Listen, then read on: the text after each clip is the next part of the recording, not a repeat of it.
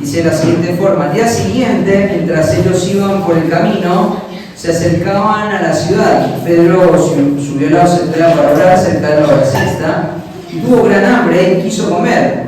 Pero mientras le preparaban algo, le sobrevino un éxtasis y vio el cielo abierto y que descendía algo semejante a un gran lienzo que, atado de las 4 puntas, era bajado a la tierra, en el cual habían en él todo tipo de cuadrúpedos terrestres y reptiles y aves del cielo. Y le vino una voz, decía lo siguiente: levántate, Pedro, mata y come. Entonces Pedro dijo: Señor, no, porque ninguna cosa común o inmunda he comido jamás.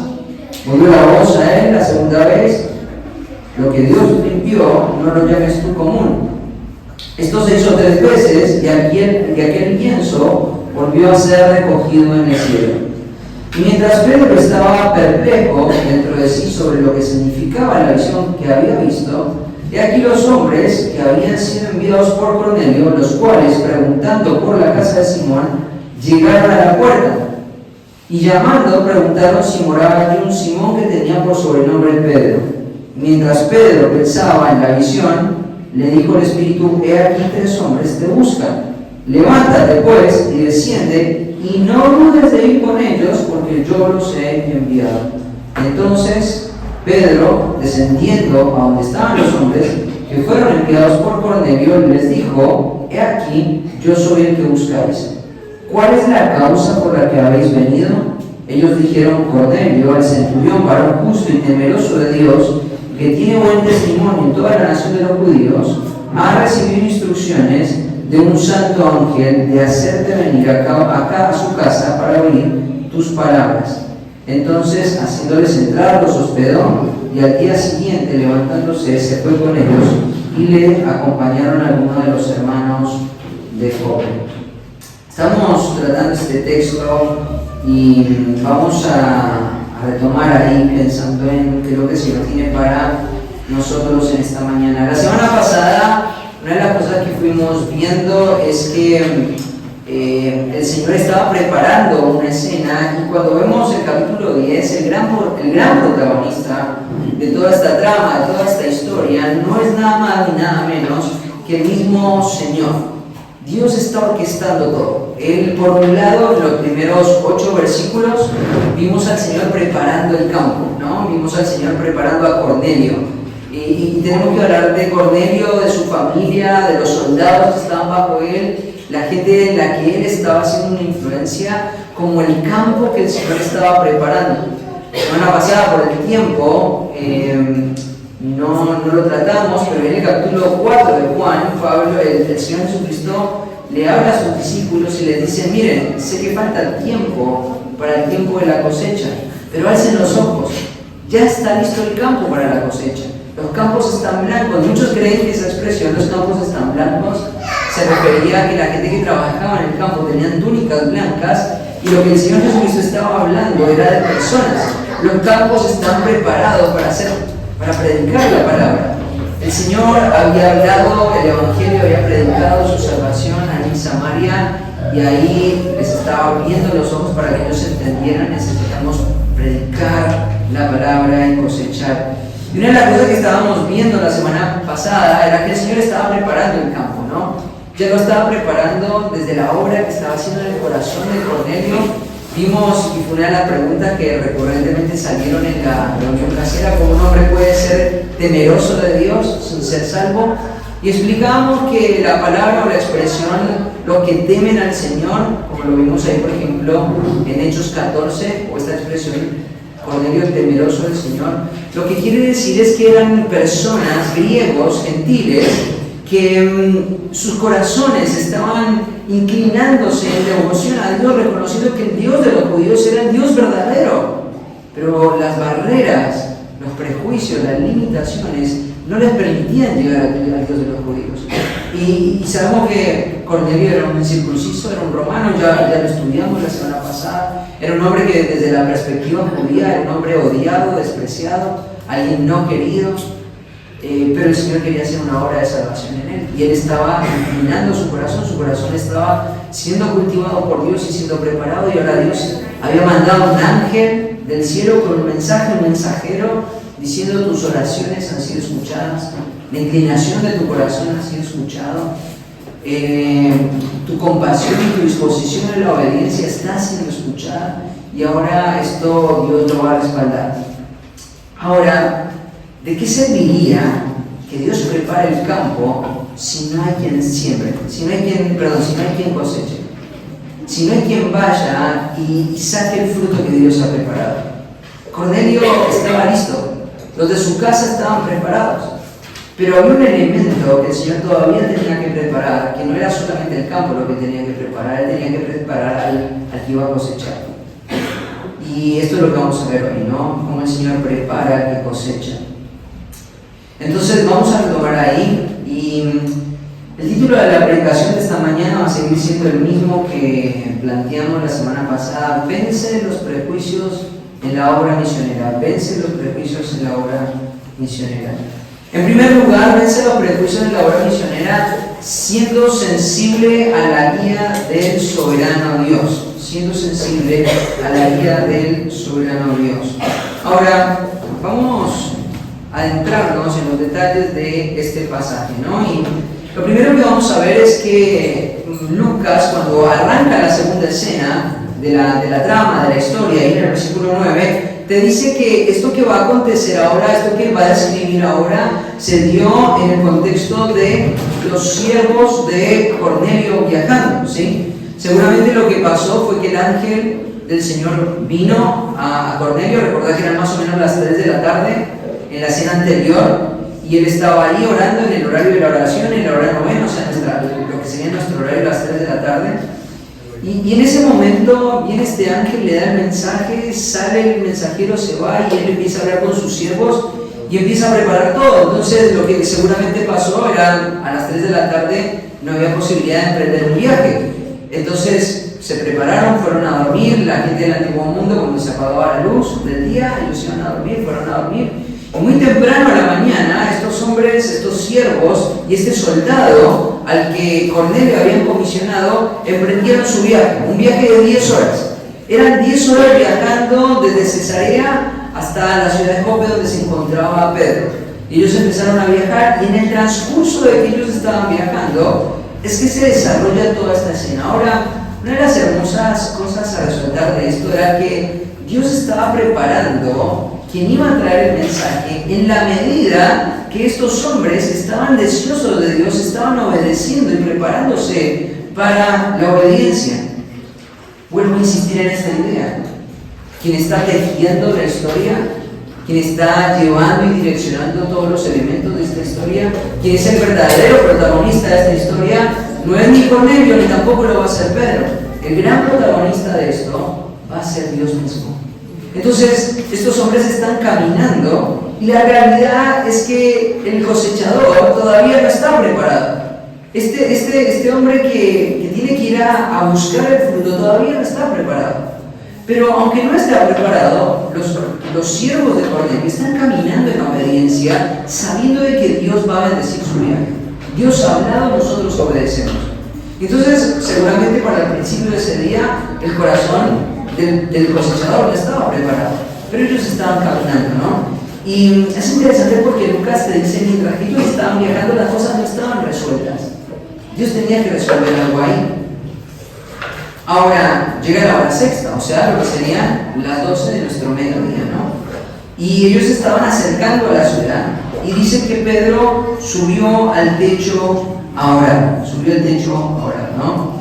Ahora, es interesante porque la primera escena de la historia comienza con un hombre orando en la hora novena. Ahora, la segunda escena comienza con un hombre orando en la sexta hora, o sea, al mediodía.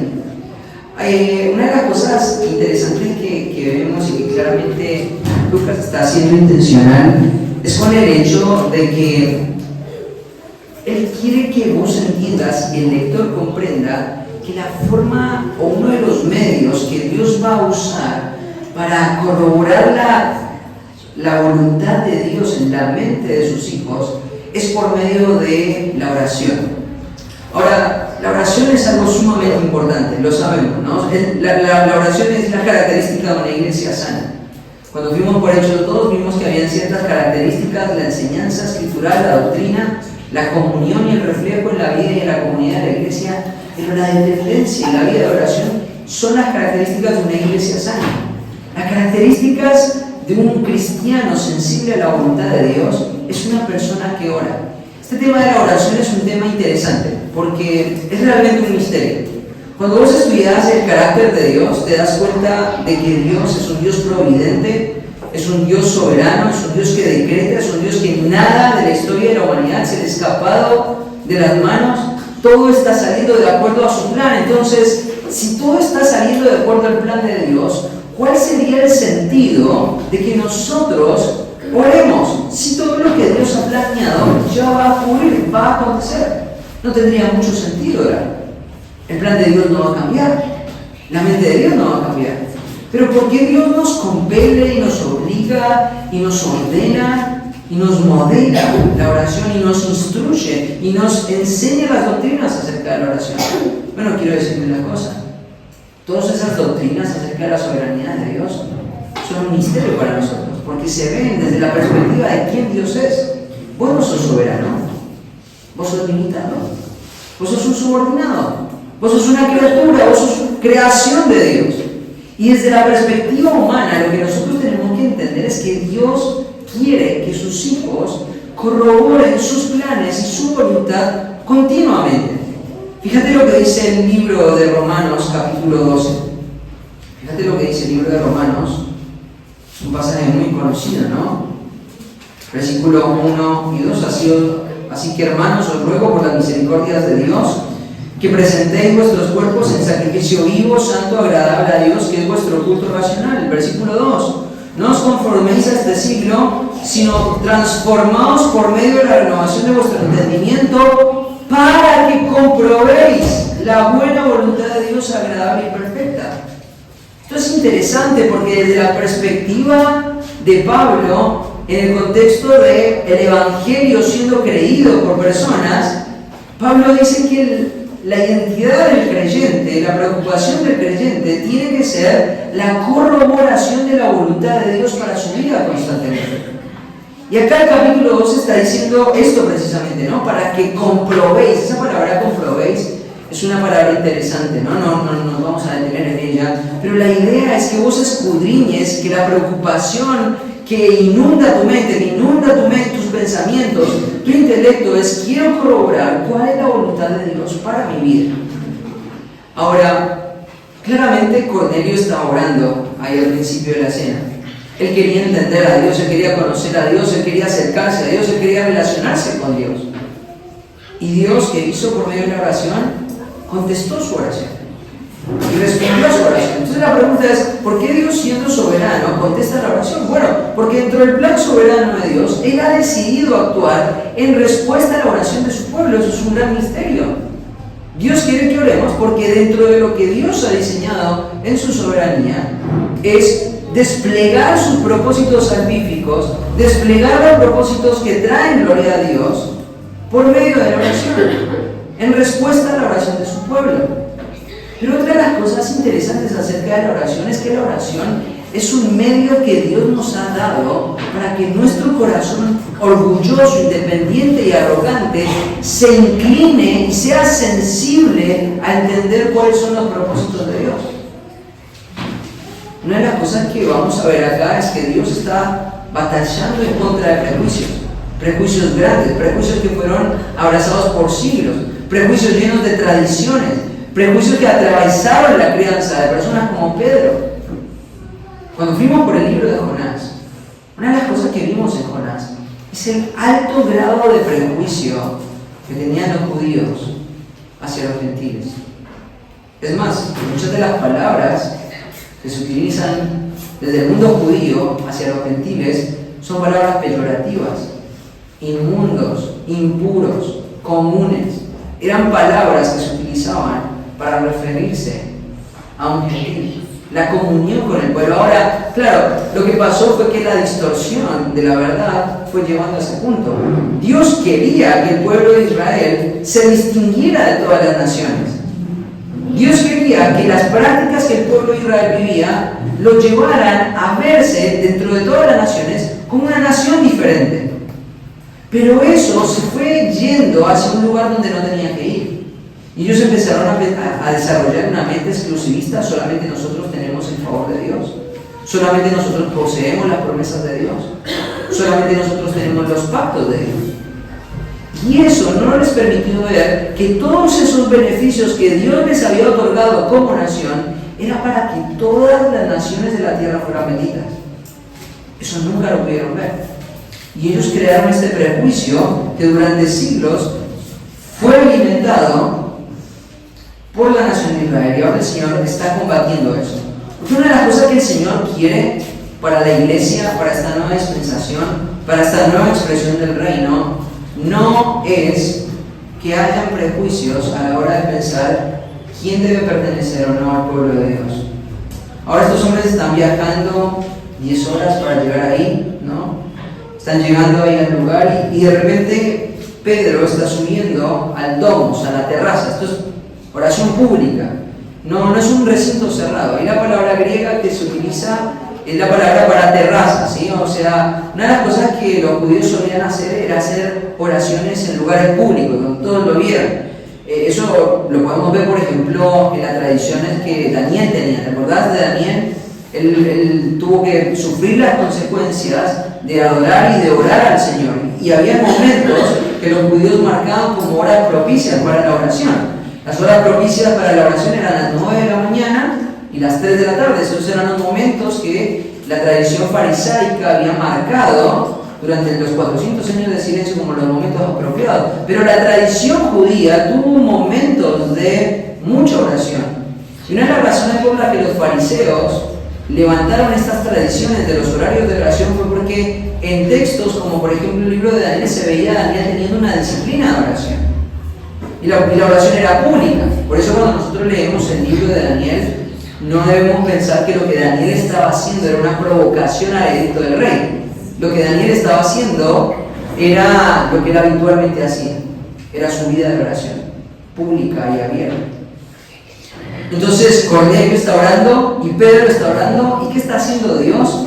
Dios está preparando en la oración. Esto es un concepto interesante porque, como te lo dije en Romanos, el llamado de Dios para el creyente es que el creyente corrobore la voluntad de Dios para su vida. Y una de las cosas que vos tenés que entender es que no hay forma en la que vos puedas corroborar la voluntad de Dios específica para tu vida si no es por medio de la oración. No lo puedes hacer. Claramente, el capítulo 12 de Romanos nos dice que una de las formas en las que nosotros corroboramos la voluntad de Dios es por medio de la transformación de nuestro entendimiento. Es por medio de no conformarnos al mundo. Es por no conformarnos a lo que el mundo está planteando, los valores del mundo, al entretenimiento del mundo, a las cosas que el mundo está planteando. No, nosotros no vamos en la corriente que ellos van, vamos en una corriente distinta. Y en esa corriente distinta nuestro entendimiento va a ser renovado, va a ser afirmado, va a ser sensibilizado, va a ser educado, va a ser entrenado. Y la voluntad de Dios se va a corroborar. Pero si vos querés entender la voluntad de Dios, tenés que ser un hombre o una mujer de mucha oración. Porque Dios va a desplegar sus planes específicos para la vida de un creyente en la medida que el creyente ora de una manera específica. Y en la medida que un creyente va a la oración con una actitud adecuada. El domingo pasado hablamos de que hay una serie de oraciones que Dios no escucha. Pero el corazón que está humillado, el corazón que está dispuesto a decir: Señor, tú eres el amo, yo soy el siervo, tú eres el dueño, yo soy tu propiedad. Dios está dispuesto a decirle: bueno, entonces si esa es la disposición de tu corazón, este es el camino que tienes que seguir. Y eso fue lo que pasó con Cornelio. Cornelio tenía un corazón dispuesto a decir: bueno, estoy leyendo la Torá, estoy inclinando mi corazón, estoy tratando de ver qué cosas para Dios son importantes. Hay cosas que el pueblo de Israel no me permite vivir, pero lo que yo puedo vivir lo vivo, y eso ha generado un testimonio delante de la nación de Israel. Estoy preparado para la obediencia, y ahora él está orando y Dios le dice, bueno, ahora tienes que hacer esto. Tienes que mandar a alguien a buscar. Vos no puedes ir, tienes que mandar mensajeros. Esta es la voluntad de Dios específica para tu vida. Y de repente Pedro está ahí haciendo su ministerio en Jope. Él ha estado en Jerusalén mucho tiempo. Dios lo ha llevado claramente a Samaria. Los samaritanos están creyendo y recibiendo el don de Dios. Y ahora seguramente Pedro está pensando, bueno, ¿cuál es el próximo paso? ¿Hacia dónde tenemos que ir? ¿Cómo va a seguir avanzando la palabra de Dios? Claramente Dios quiere hacer una obra. Y entonces él está orando y Dios le va a mostrar la dirección hacia donde él tiene que ir. Pero para preparar al cosechador, primero es necesario derribar todos sus prejuicios. Es necesario derribar todas sus preferencias. Es necesario romper todos los esquemas mentales que lo frenan a poder cumplir la voluntad de Dios. Y eso es lo que está pasando acá. Entonces, estamos en este punto, ¿no? Vence los prejuicios de la obra misionera, siendo sensible a la voz de Dios. Entonces, Pedro está subiendo esta terraza para poder orar en el horario del mediodía y poder inclinar su corazón y disponer su corazón para entender cuál es la voluntad del Señor. Ahora fíjate lo que ocurre más adelante. Entonces aconteció que, estando hambriento y deseando degustar algo, miró, y aconteció que vino un éxtasis. Perdón, es mi traducción, ¿no? Pero eso es lo que está pasando. Mira, el Señor no solamente se va a valer de esta tradición que Pedro tenía, que era la tradición de orar al mediodía. ¿Por qué al mediodía? Bueno, porque algunos fariseos habían recomendado como el mediodía un horario más para añadir a las tradiciones judías para la oración. Y entonces Pedro estaba en este momento de la oración que él había aprendido seguramente de chico. Cuando él fue niño, le habían instruido en cuanto a estas tradiciones farisaicas, y él estaba viviendo lo que la cultura vivía. Entonces estaba en el mediodía. Y sabemos lo que pasa al mediodía, ¿no? Después de un largo día donde la cultura arranca generalmente entre las 5:30, 6 de la tarde, este hombre ha pasado casi la mitad de su día y ahora él está orando ahí, y ocurre lo que generalmente nos pasa a nosotros cuando oramos, ¿no? Las distracciones, la mente que no puede hablar, no puede callarse para enfocarse, y el cuerpo que antes estaba bien, de repente ahora aparecen todas sus necesidades fisiológicas, ¿no? La gana de ir al baño, la gana de comer, siempre algo es toda la oración, ¿no? ¿Les pasa a ustedes también o solo a mí? Pasa esto, ¿no? Y entonces acá el autor ha sido muy específico, porque lo que él te está mostrando es que detrás de esta escena hay un Dios que está haciendo algo tan preciso, tan hermoso.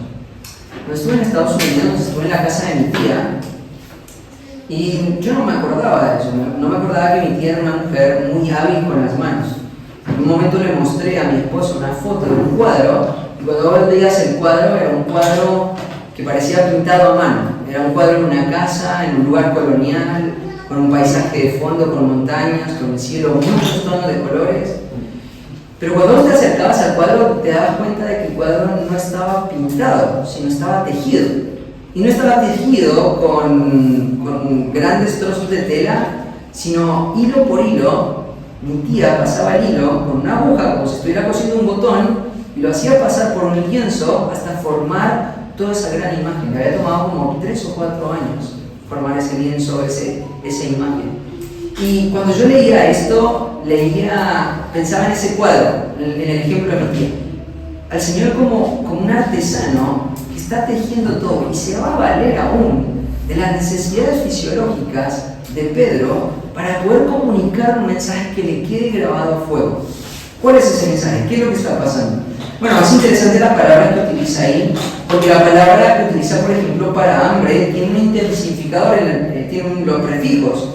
En el lenguaje que se escribió el libro de los Hechos, cuando hay ciertos prefijos o ciertas partículas que se ponían al principio de una palabra para decir, bueno, es esta condición, pero en su máxima potencia, lo que nosotros diríamos en español como un superlativo. En el idioma en el que Lucas escribió se llaman intensificadores. Y entonces acá él está diciendo no solamente que tenía hambre, sino que se moría de hambre, ¿no? Es Es como José cuando ve la parrilla, ¿no? Ahí estamos todos ahí con un sentido intenso de hambre, ¿no? Acá lo que Lucas está diciendo es que Pedro tenía una fuerte necesidad de comer. De repente esa necesidad vino a su cuerpo, ¿no? Y la otra palabra que utiliza es la palabra para deseo, teló, ¿cierto? El hambre y el deseo se juntan, ¿no? Cuando el hambre y el deseo se juntan, no hay mucha opción, tenemos que comer. Hay muchos que creen que seguramente lo que estaba pasando era que Pedro estaba ayunando, muy probablemente. Entonces, no solamente él tenía hambre, sino tenía deseo de comer, ¿no? Tenía mucho deseo de comer, tenía una necesidad fisiológica evidente. Ahora, fíjate lo que ocurre, ¿no? Porque, ¿qué es lo que pasa ahí? Mientras que estaba esto, entró en un éxtasis. Esta palabra éxtasis es una palabra distinta a la que utilizó, por ejemplo, Lucas para hablar de la visión que Cornelio tuvo. Lo que Cornelio vio fue una visión, pero lo que Pedro experimentó fue un éxtasis. ¿Por qué Lucas no utiliza el concepto de visión igual que lo utilizó con Cornelio? Bueno, por muchas razones. Número uno, hay distinciones. En el caso de Cornelio, él estaba orando igual que Pedro, pero Dios no le habló de manera directa a Cornelio, envió un mensajero, ¿sí? Envió un mensajero. Pero en el caso de Pedro, Dios no envía un ángel, es el mismo Señor Jesucristo el que le está hablando. Pedro reconoció la voz del que le hablaba cuando le hablaba. Ahora, la experiencia de Cornelio fue visual, fue netamente visual. La experiencia de Pedro fue una experiencia totalmente distinta. Él fue aislado por completo, y esta palabra éxtasis, que precisamente es la misma palabra en griego, refiere a alguien que fue tomado y puesto en una esfera totalmente distinta. ¿Qué es lo que está pasando acá? Lo que está pasando es que el Señor tomó a Pedro y lo sumergió en un estado donde no hubiese ningún tipo de distracción. Es como que si Pedro hubiese entrado en un estado consciente, no inconsciente, un estado consciente, pero donde todo tipo de distracción o todo tipo de interrupción o todo tipo de elemento periférico fuese totalmente borrado para que la comunión entre el Señor y Pedro fuera directa. Ahora, el Señor quiere hablar directamente con su discípulo. El Señor quiere pasar tiempo específicamente con su discípulo, porque esto que el Señor le va a comunicar a Pedro es algo muy importante, es algo que está en el corazón de Dios. Entonces Dios lo toma de una manera especial para que sea este mensaje lo que Él capta, para que sea este mensaje lo que Él va a escuchar y lo va a entender de manera que viene directamente del Señor. Entonces, hay diferencias entre la visión de Cornelio y el estado de éxtasis de Pedro. Mira lo que dice acá Samuel Pérez Muñoz con respecto a esta expresión. Este es un estado espiritual en el que el alma queda embargada plenamente por algo. No quiere decir que Pedro perdiese el control de sus sentidos, sino que entró en una disposición espiritual que le permitía recibir instrucciones directas del Señor. Esto es lo que estaba pasando. Claramente la forma en la que el Señor iba a tener que tratar con este prejuicio iba a ser de una manera intensa. Vamos al versículo 11. Voy a leerlo acá en la Reina Valera. Y vio el cielo abierto y que descendía algo semejante a un gran lienzo que, atado a las 4 puntas, era bajado a la tierra. Es interesante porque esta expresión, los cielos abiertos, siempre son una referencia en la Biblia o en el Nuevo Testamento de la revelación de Dios. Por ejemplo, en Apocalipsis 11:19 se nos dice que los cielos fueron abiertos y el Señor reveló. Esta expresión ocurre de nuevo en Apocalipsis 15:5, en Apocalipsis 19:11. ¿Por qué aparecen tanto estas expresiones del cielo abierto? Bueno, porque el libro de Revelaciones se llama así por la primera palabra que hay en el libro de Apocalipsis, es la revelación de Dios. Entonces, acá cuando nosotros vemos en el libro de Hechos que el cielo se abrió, es porque lo que va a ocurrir es revelación directa de Dios, es Dios revelando, dándose a conocer. Acá Dios va a desplegar sus deseos, sus expectativas, pero mucho más importante es su propio corazón. Es revelación. Ahora, ¿qué es lo que va a salir del cielo? ¿Qué es lo que va a desplegarse del cielo? ¿No? Bueno, hay la palabra que aparece, la palabra skeuos, o la palabra skeus, la palabra griega para hablar de una vasija. La palabra griega para hablar de una vasija.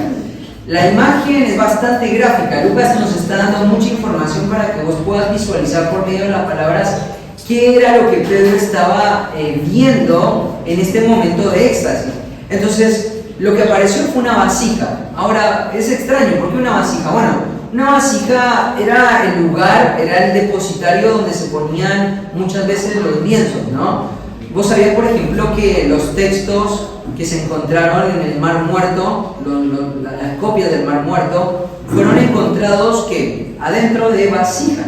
Eran encontrados adentro de vasijas. Los rollos que se escribían a mano, los copistas, en sus casas solían tener muchas vasijas grandes que los alfareros hacían especialmente para poder depositar en ellos lienzos que tenían escritos o que tenían cartas o que tenían comunicados, eran depositados. Entonces lo que está viendo Pedro es una vasija en cuya contenido hay un lienzo, ¿sí?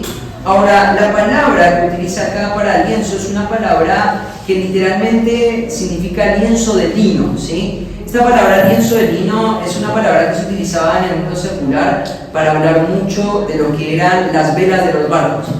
Las velas de los barcos eran lienzos de lino sumamente grandes y resistentes que eran desplegados para que el viento pudiera empujar una nave. Y entonces lo que está viendo Pedro acá es algo con lo que él está familiarizado, porque él era un pescador. Él sabía lo que era navegar adentro del mar de Galilea para poder pescar, y lo que está desplegándose es como una vela gigante. Y en esa vela grande, desde el cielo hacia la tierra, esta imagen desde el cielo hacia la tierra, lo que está diciendo esto es un mensaje que viene de parte de Dios, es procedencia divina, ¿no? Y esto es lo que está ocurriendo acá. Ahora, hay un tema ahí en la traducción que tiene que ver con las 4 puntas. En realidad, la forma quizás más precisa de traducirlo, no sé cómo figura, por ejemplo, en la Biblia de las Américas, pero la palabra que utiliza ahí es los 4 principios, que fue desplegada desde los 4 principios.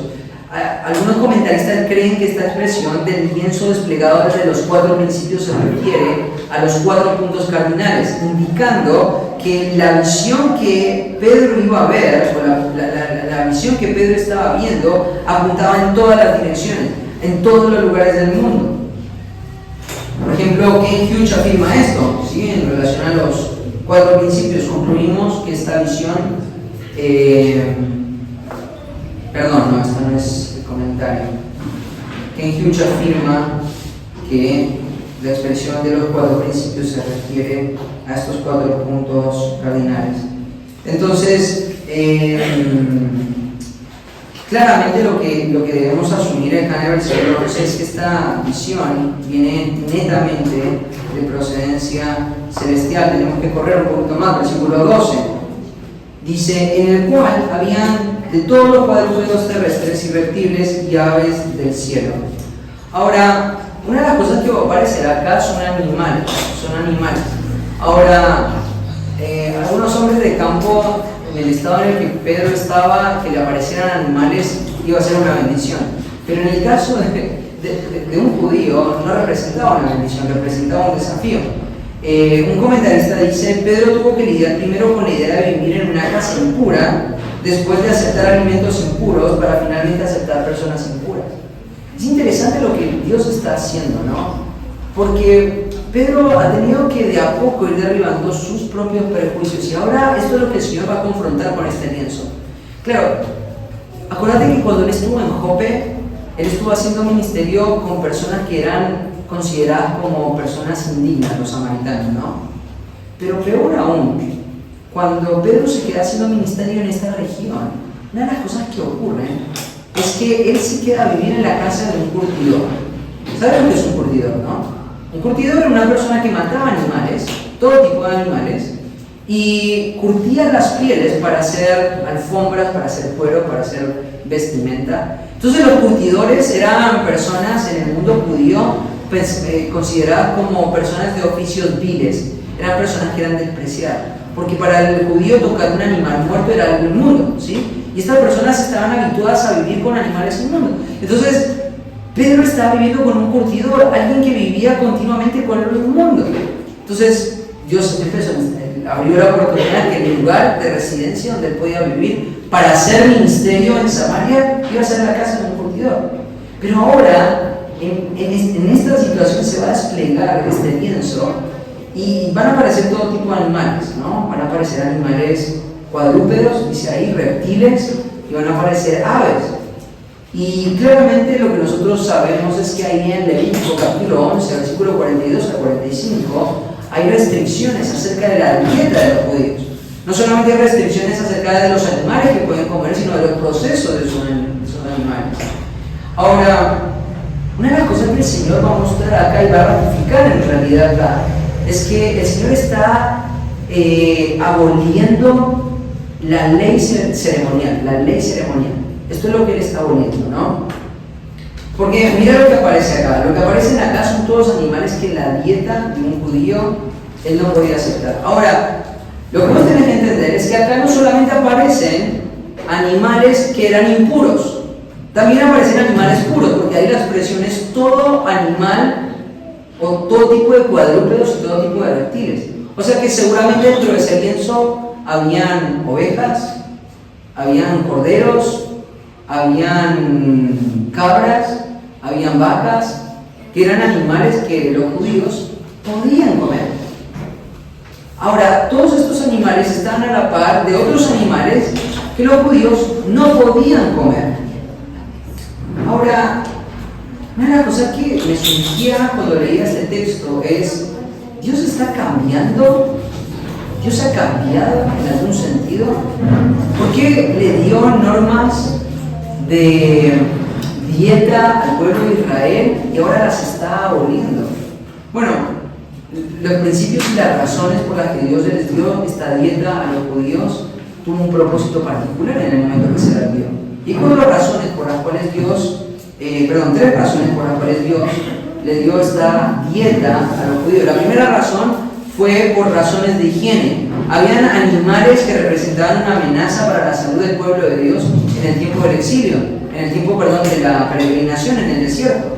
Ellos estaban ahí y ellos debían ser cuidados en los alimentos que debían ser. Entonces, la ley y la dieta de los judíos era una forma de cuidado que Dios tenía hacia su propio pueblo.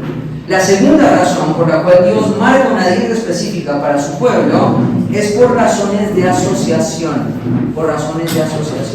¿Había algo malo en comer lo que ellos comían? En ninguna forma. Pero hay un principio que es inamovible, que es intransferible. Dios quiere que su pueblo se distinga de las tradiciones y de las formas en las que el mundo vive.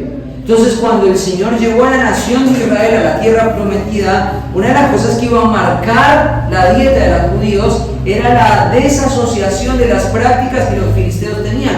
Habían animales que ellos consumían y que se consumían únicamente para la vida sacrificial y para los sacrificios de los ídolos, de la actividad pagana.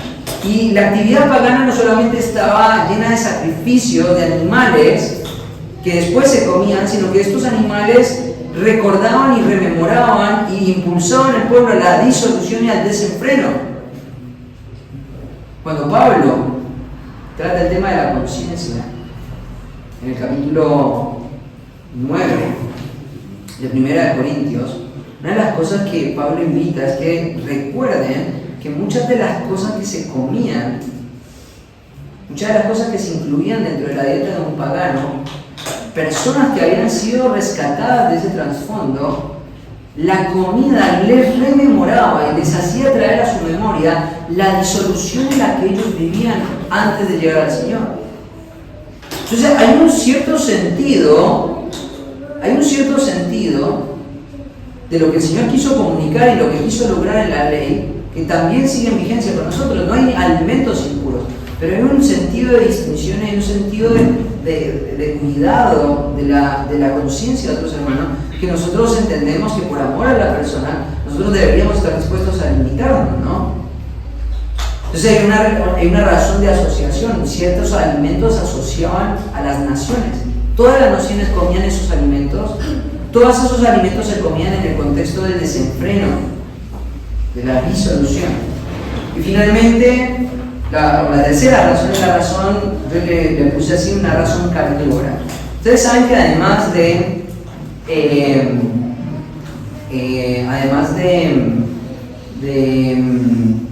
haber una restricción de ciertos animales, habían procesos que los judíos debían hacer en su comida para poder comerla, ¿no? Hay algo que, no sé si han escuchado el concepto de la comida kosher, ¿sí? Es un concepto, digamos que sigue en vigencia hoy para el mundo judío. ¿Qué es la comida kosher? La comida kosher es una comida que sufre un proceso. Se mata un cordero, por ejemplo, o la carne que se come de la vaca en una hamburguesa. La comida kosher lo que hacen es hacen una incisión en el animal y el animal se desangra por completo hasta que no hay más sangre. Para los judíos comer comida que contenía sangre era algo inmundo. Vos podías comer un animal lícito, pero si comías la sangre del animal era algo ilícito, no se podía hacer, ¿sí? ¿Por qué? Porque había un concepto que el Señor quería marcar en el pueblo de Israel, tenía que ver con la sangre y era con este concepto: en la sangre está la vida, en la sangre está la vida, entonces la vida no se consume. La sangre es muy valiosa y quería construir esta imagen de un valor por la sangre, ¿no? Y entendemos por qué el Señor estaba apuntando a algo mucho mayor, a un valor, una valoración por la sangre, porque un día iba a haber un sacrificio donde la sangre de ese sacrificio iba a ser derramada para que nosotros pudiéramos ser perdonados. Hay una intencionalidad. Entonces vos te vas a dar cuenta de que las restricciones de esas dietas incluían animales que comían a otros animales en su sangre. Entonces eso los hacía inmundos. No hay ningún animal carnívoro lícito para comer dentro de la dieta judía. Ahora, todos estos animales están ahora ahí en ese lienzo. Y toda la dieta que los judíos tienen está siendo expuesta. Y mira lo que ocurre en el versículo 13, ¿no? Y le vino una voz que decía lo siguiente: levántate, Pedro, mata y come. Ahora, es interesante porque esto no es algo nuevo para Pedro. Si vos vas, por ejemplo, a Marcos capítulo 7, versículo 15, mira lo que dice el versículo 1. Se juntaron a Jesús los fariseos y algunos de los escribas que habían venido de Jerusalén, los cuales, viendo a algunos de los discípulos de Jesús comer pan con manos inmundas, esto es, no lavadas, los condenaban. Porque los fariseos y todos los judíos, aferrándose a la tradición de los ancianos, sí, muchas veces no se lavaban las manos, no comen. Versículo 14. Llamando así a toda la multitud, les dijo: oídme todos y entended. Nada hay afuera del hombre que entre en él que le pueda contaminar. Pero lo que sale de él, eso es lo que contamina al hombre. ¿Te estás dando cuenta? Acá Jesús está metiéndose con un aspecto muy sensible del mundo judío, con la dieta de ellos, con las costumbres de ellos, con las tradiciones de ellos. Entonces, lo que el Señor Jesucristo le está diciendo acá a Pedro es algo que ya se lo había enseñado antes. Él le va a decir: mata y come, ¿cierto? Y el Señor ya había enseñado lo que una persona come no la hace inmunda. El Señor había sido claro con su enseñanza, ¿no? Una de las cosas que el Señor está haciendo acá, y esto es algo que nosotros debemos distinguir en el Antiguo Testamento, son los dos aspectos que nosotros vemos en la ley de Dios. Por un lado tenemos la ley ceremonial y tenemos la ley moral, ¿sí? Todo lo que corresponde a la ley ceremonial del Antiguo Testamento fue totalmente abolido en Cristo. Totalmente abolido en Cristo. Nosotros como cristianos no tenemos ninguna obligación de sujetarnos a ningún tipo de tradición o de ley ceremonial que encontremos en el Antiguo Testamento. Esas leyes ceremoniales fueron mayormente diseñadas para apuntar y señalar algo mucho más grande: Cristo. Pero hay otro aspecto de la ley, que es el aspecto de la ley moral de Dios en la ley. Y eso el Señor no lo abolió. Hay aspectos de la ley moral que nosotros seguimos afirmando, por ejemplo, no robar, no matar, no aborrecer, no codiciar, honrar a padre y madre. Son aspectos de la ley moral que siguen en vigencia, pero toda la ley ceremonial está siendo expuesta acá, ¿no? Desde la niñez Pedro había sido enseñado en la instrucción farisaica del desprecio a este tipo de cosas. Y acá se ve el reflejo de su crianza, de su cosmovisión, ¿no? Porque esa voz viene y dice, sacrifica y come. Esto es interesante porque la palabra para matar es la palabra para sacrificio. No solamente tiene que ver con matar, sino tiene que ver con sacrificio. Ahora, fíjate una cosa, hay personas, ahí en el tiempo del Nuevo Testamento había mucha tensión con este tema, y el Señor vio la necesidad de aclarar este tema. Y lo aclara, por ejemplo, en 1 Timoteo capítulo 4, versículo 1 al 5, dice, pero el Espíritu dice claramente que en los postreros tiempos algunos apostatarán de la fe, escuchando espíritus engañadores y a doctrina de demonios, por la hipocresía de mentirosos que, teniendo cauterizada la conciencia, prohibirán casarse y mandarán abstenerse de alimentos que Dios creó para que con acción de gracias participasen de ellos los creyentes y los que han conocido la verdad. ¿Te das cuenta? Todo tipo de persona que asocie en esta dispensación la dieta con la santidad es una enseñanza ética. No hay más ley ceremonial. Pablo lo entendió claramente y el Señor se lo estaba comunicando acá a Pedro. Versículo 14, vamos un poquito más rápido. Entonces Pedro dijo, Señor, no. En realidad, la expresión que utiliza ahí es una expresión un poquito todavía más fuerte, porque es la palabra para de ninguna manera. Ahí salió el prejuicio. De ninguna manera, ¿no? El Señor ya le había enseñado a Pedro, no digas que lo que entra en el hombre lo contamina o lo hace inmundo. Pero acá Pedro todavía tiene su conciencia y su instrucción y su entendimiento, tiene esta instrucción arraigada en la mente, ¿no? Entonces él dice de ninguna manera. Ahora, lo que Pedro no entendió fue el carácter de la palabra que le dijo en el versículo 13, ¿no? Sacrifica y come. Las dos palabras que el Señor le dijo eran órdenes, eran imperativos. Lo que Pedro está diciendo es no a dos órdenes que Dios le había dado, mate y come. Entonces Pedro le dice de ninguna manera, porque en ninguna cosa he comido jamás, ninguna cosa no. Y acá en el versículo 14 nos adentramos en el segundo punto, porque para vencer los prejuicios en la obra misionera, primero tenemos que ser sensibles a la guía y a la voz del Señor soberano, ¿no? La oración, la disposición al Señor, estar ahí en esa comunión. Pero no hay otra cosa que tenemos que aprender a desarrollar, y es vencer los prejuicios de la obra misionera. Segundo, sabiendo que Dios es paciente con nosotros. Te digo, hay que animarse a decirle a Dios que no. Estando en un estado espiritual de comunión delante de Él. Este hombre es bastante testarudo, ¿no? Lo conocemos a Pedro, sabemos quién es. Somos muy parecidos a Él muchas veces, ¿no? El Señor nos habla y nosotros decimos muchas veces no. Pero ¿cómo es la forma en la que Dios responde ante este no? Ante este de ninguna manera, ¿no? Mira lo que dice Pedro ahí. Jamás he comido esto. Jamás. Nunca en su vida. Desde niño él nunca comió ninguno de estos animales. Nunca. Pero acá hay una contradicción. Porque acá la palabra que utiliza es de ninguna manera, pero inmediatamente después dice Curie, Señor, ahí en el vocativo exclamando, Señor, de ninguna manera. Perdón, Pedro, pero es el Señor el que te está diciendo que sacrifiques y comas. Vos estás diciendo de ninguna manera. Hay una contradicción acá, ¿no? Y esa contradicción es una contradicción que la solemos ver muchas veces nosotros, ¿no? En nuestras vidas. Entendemos la esencia del Evangelio, ¿no? Entendemos el punto que distingue al Evangelio preciso. ¿Cuál es el punto? El señorío de Cristo.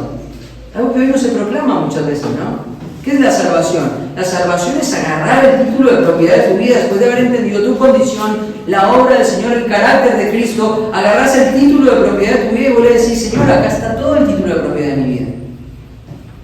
Y entonces, desde ese momento vos sos hijo de Dios, pero además sos un esclavo de Cristo. Y además de eso sos un discípulo del Señor, sos un seguidor de Él. Y tus manos están vacías. Ya el título de la propiedad de tu vida no está en tus manos. Pero esta contradicción nosotros la vivimos muchas veces, ¿no? Señor, no, Señor.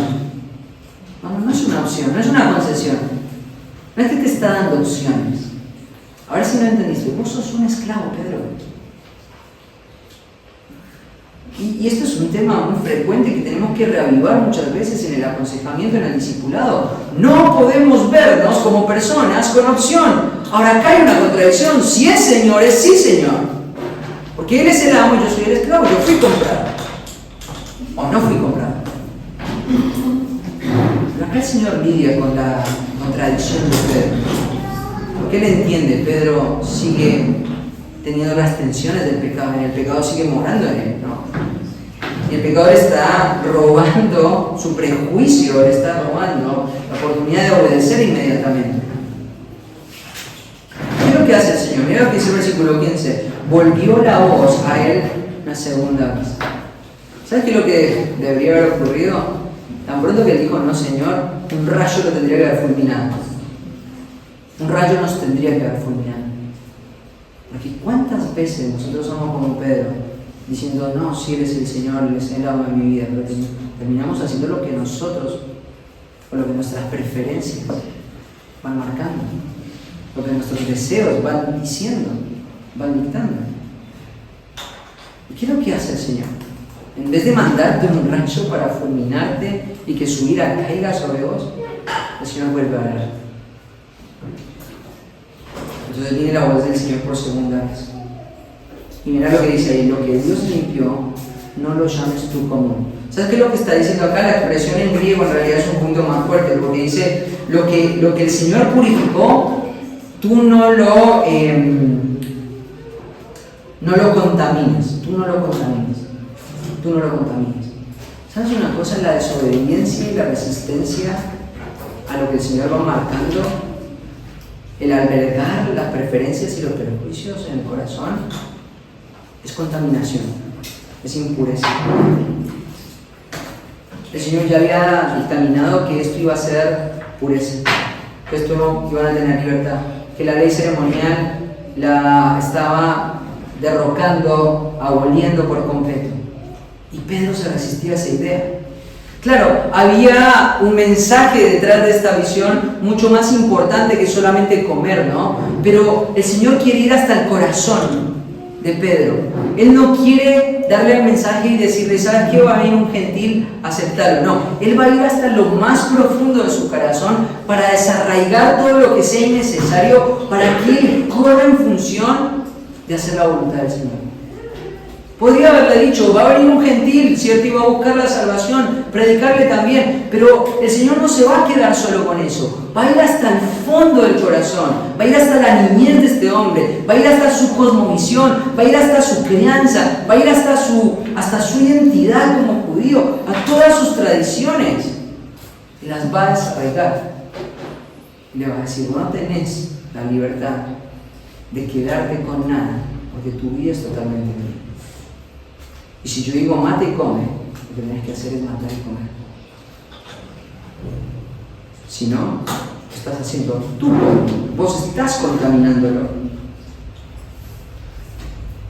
Pero lo que más me llama la atención es el versículo 16. Esto hizo 3 veces. Y aquel lienzo volvió a ser recogido en el cielo. ¿Sabes por qué lo hace 3 veces? Para ratificar, esto es claramente mi voluntad. Ahí, esto es interesante porque muchas veces nosotros estamos ahí en esos periodos, ¿no? Queriendo decirle al Señor, Señor, muéstrame tu voluntad. ¿Qué es lo que quieres hacer con mi vida, no?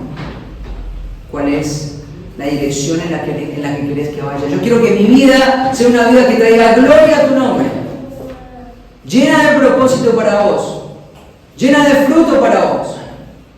Bueno, tienes que ir en esta dirección. Tienes que prescindir de esto. Tienes que renunciar.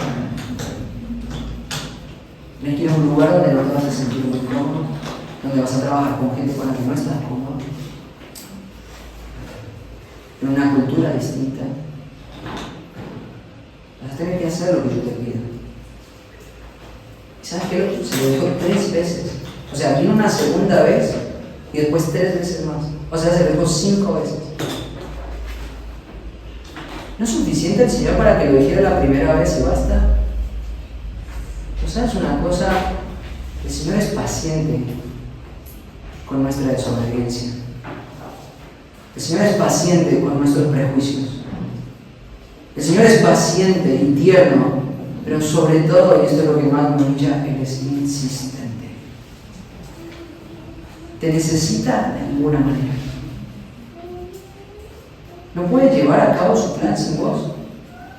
No es así. Y te ama tanto a Pedro, ama tanto a este hombre obstinado, terco, renegado, que le tiene que decir las mismas cosas una y otra vez. Se lo dijo cuando estaba caminando con él, ahí en Marcos, capítulo 7. Se lo dijo acá, se lo dijo 5 veces. ¿Por qué? Porque el Señor es paciente. Y muchas veces tiene que hacer esto con nosotros, hasta que finalmente nuestro corazón esté preparado para la obediencia. Y esto es algo que trae esperanza, ¿no? Yo sé que mi corazón no está en el punto donde debería estar, pero tengo la esperanza de que el Señor va a seguir siendo paciente para llevarlo a donde tiene que estar. Entonces, vence los prejuicios de la obra misionera sabiendo que Dios es paciente con nosotros. Tengo un amigo acá, que no lo voy a mencionar, ya muchos saben a quién me refiero. Me acuerdo los primeros días del discipulado con él. Yo, la obra misionera, nunca. Y lo veo y veo lo que el Señor está haciendo con él y digo, menos mal que el Señor tomó su vida y la hizo posesión suya para hacer lo que Él quiere. Nunca digas nunca. Nunca digas de ninguna manera. No tenés ni idea dónde el Señor te puede ayudar. Tercer concepto, vence los prejuicios en la obra misionera, subordinando tu voluntad a lo que Dios ya te ha mostrado. Subordinando tu voluntad a lo que Dios ya te ha mostrado. Mira el versículo 17. Mientras Pedro estaba perplejo dentro de sí sobre lo que significaba la visión,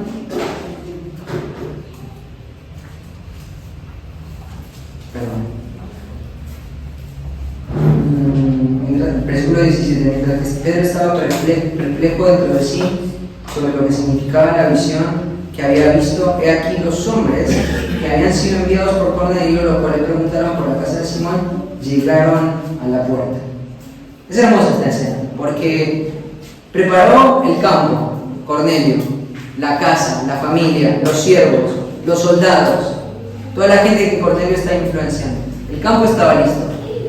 Y ahora la visión lo había dejado a Pedro y había atacado sus prejuicios más profundos. Y entonces el corazón de Pedro estaba siendo inclinado hacia la obediencia.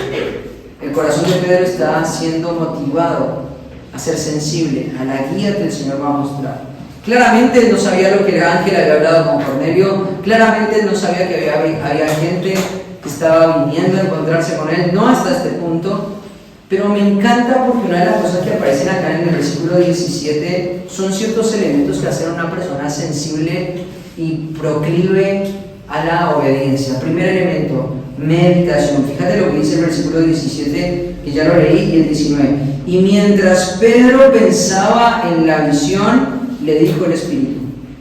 ¿Sabes qué es lo que estaba haciendo Pedro? Pedro tomó lo que el Señor le había dado, lo que el Señor le había comunicado y lo había hecho el objeto de su meditación. Esto no fue solamente una experiencia, es decir, qué buena experiencia, esto fue el objeto de su meditación. Él estaba tratando de meditar, él estaba tratando de recordar las palabras, él quería ser preciso en lo que Dios le había mostrado, él estaba tratando de ahí en su corazón lidiar con esto y decir, ¿por qué el Señor está confrontando mis tradiciones? ¿Por qué el Señor está confrontando mi crianza, mi niñez, mi instrucción? ¿Por qué el Señor está confrontando estos aspectos de mi vida que están tan arraigados en mi corazón? Porque Dios me dio un mensaje como, y Él meditando, él está inquieto.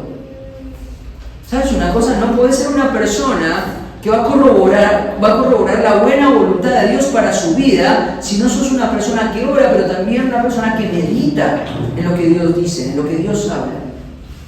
¿Por qué te pedimos que cuando salgas de acá a la iglesia y te sientes en la mesa con tu familia, medites en esto? ¿Por qué te pedimos que vengas a la reunión casera habiendo repasado el estudio? ¿Por qué tratamos estos temas en los discipulados? Porque entendemos que la meditación de la verdad va a hacer que cada uno de ustedes entienda qué es lo que Dios ha marcado para sus vidas de manera específica. Meditación. Segundo elemento que encontramos, rendición. La subordinación requiere dejar de poner excusas y abrazar la obediencia como la roca más sólida. Mira lo que dice ahí, levántate, desciende. Entonces, ¿qué hizo Pedro? Descendió a donde estaban los hombres, versículos 20 y 21. Rendición. Claramente lo que el Señor fue mostrando fue de manera progresiva la dirección en la que Pedro tenía que ir. Seguramente Pedro, imaginarse entrar en la casa de un gentil era algo improbable si no hubiese sufrido el proceso que Dios hizo en su corazón. Primero en Jerusalén, hablándole a todos los judíos helénicos, después llevándolo a Samaria, y en Samaria los samaritanos recibiendo el Espíritu Santo igual que ellos, y de repente vivir en la casa de un curtidor, un hombre inmundo de oficio, y ahora recibir esta visión y de repente vienen los gentiles, y entonces el corazón de este hombre que va a cosechar está preparado. El campo está preparado, el cosechador está preparado. Tercer elemento, no podemos hablar de obediencia en la obra misionera si no hay compasión. Dios quiere misericordia más que sacrificios. Estos hombres venían hambrientos de la palabra, venían hambrientos de la verdad, estaban esperanzados, estaban inclinando su corazón a la obediencia. Ellos habían emprendido ese viaje de 10 horas con la expectativa de que Dios iba a satisfacer su hambre y su sed de justicia. Dios había preparado el campo, pero ahora el cosechador tenía que hacer su parte.